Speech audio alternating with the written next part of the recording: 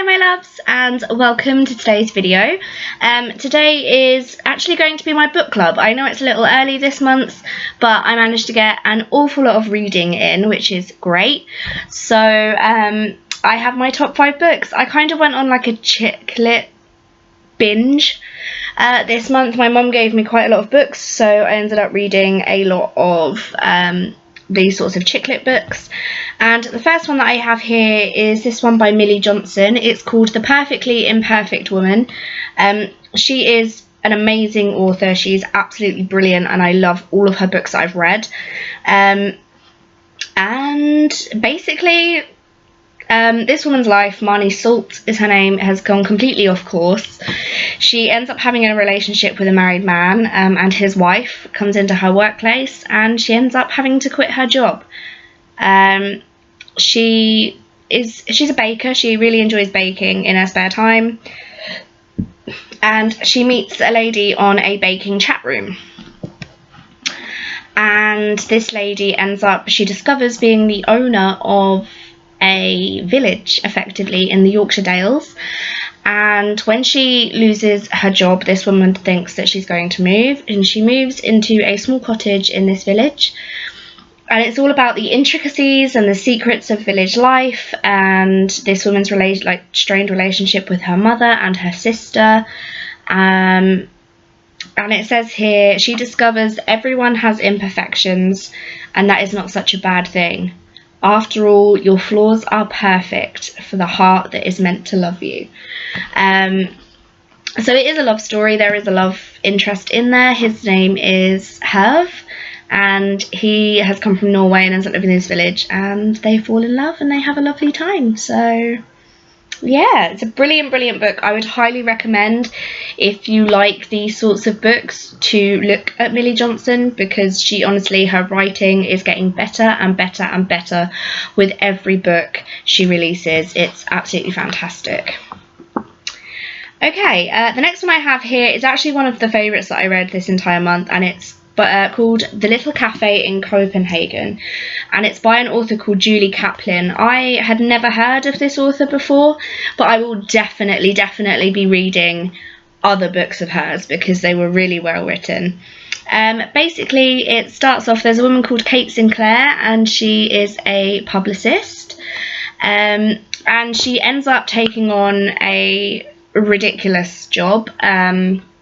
It's a man who is opening up a sort of like an IKEA type superstore. He is obviously from Denmark, and she's his PR assistant, and she's invited on a journalistic trip to Denmark and to Copenhagen, and one of the journalists is not into it, let's say, and they end up falling in love and having a relationship, and there's lots of hoo-ha and stuff going on in between. I don't want to ruin it for you, but the book is very much incorporated into the Danish way of life, which is called hygge.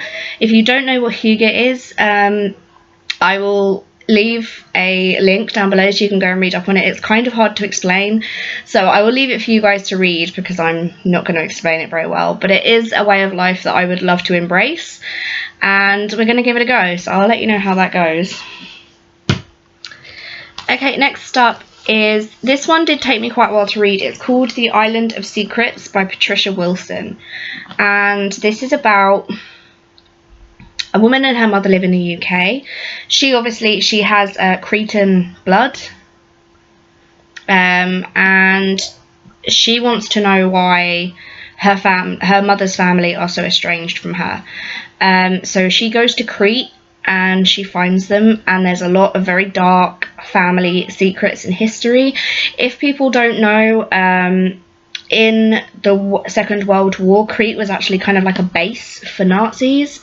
So there was a lot of, the Nazis did take over a lot of Crete, and there was a lot of massacres in Crete, which I wasn't aware of until I read this and looked it up. But yeah, no, that really happened.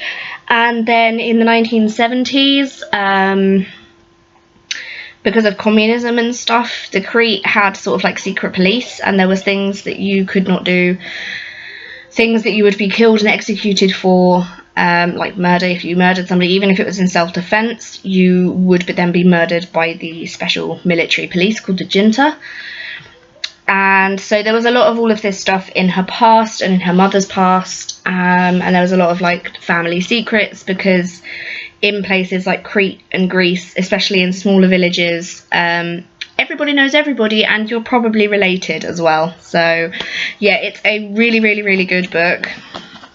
Highly recommend it.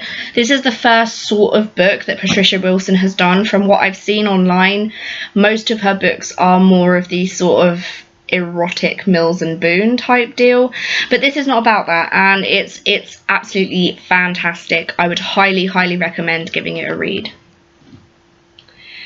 Okay, and the next book here is again by an author that I had never heard of. It's a woman called Sophie Pembroke, and the book is called The Last Days of Summer, and this is about, basically, this woman's grandfather is an author, and he lives in a big country house called Rosewood, and she was estranged from them 2 years ago, and she ends up being called back by her grandfather for their 50th wedding anniversary.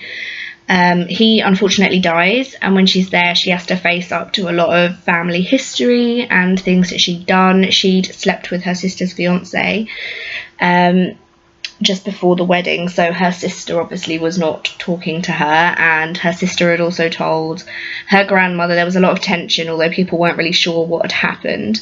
And she also meets her grandfather's writing assistant, a guy called Edward, who actually turns out to be a biographer, and they end up writing this man's memoirs, even though there's a lot of family dirt being dug up and the family really don't want them to.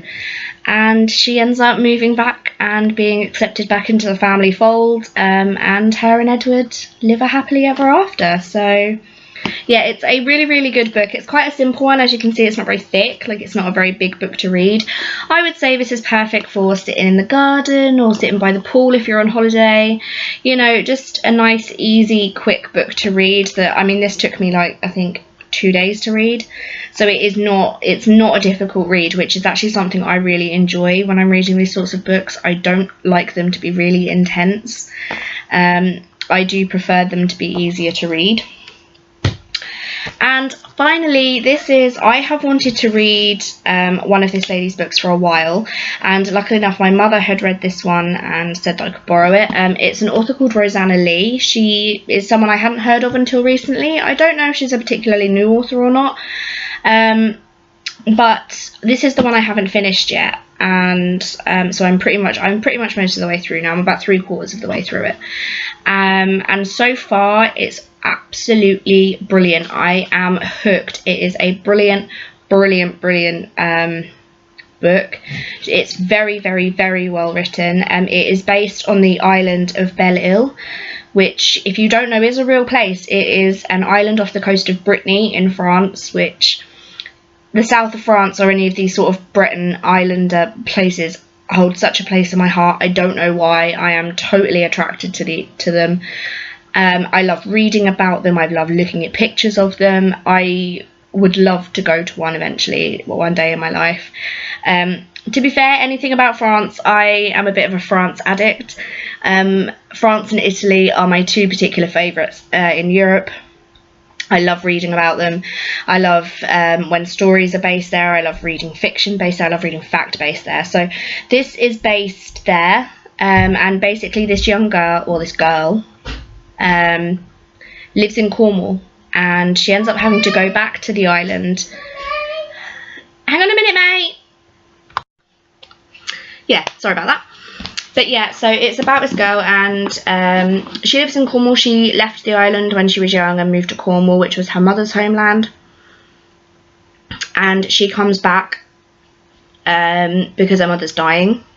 So she comes back to look after her mother, and she learns a lot of stuff around when her father died when she was 13, and like secrets between people in the island and stuff like that. And it is, again, it's that sort of hidden secrets and pasts, and, you know, learning about your past and finding out who you are.